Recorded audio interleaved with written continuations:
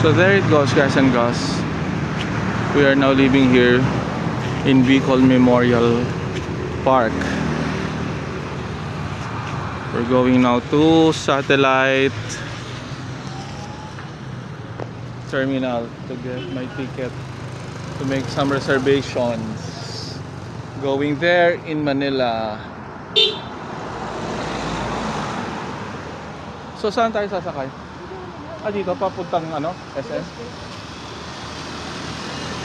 So we're just waiting, guys and girls. Please check the place.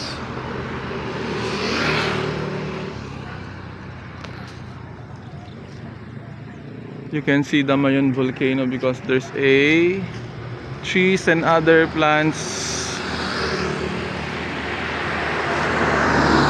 in front of Mayon. There it goes.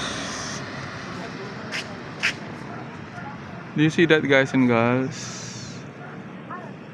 It's some kind of foggy and cloudy. There it is. See that? Mayon's majestic cone.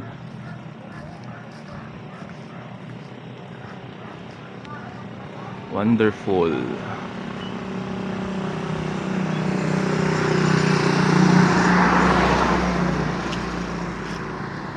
So we're still waiting for the jeep to come.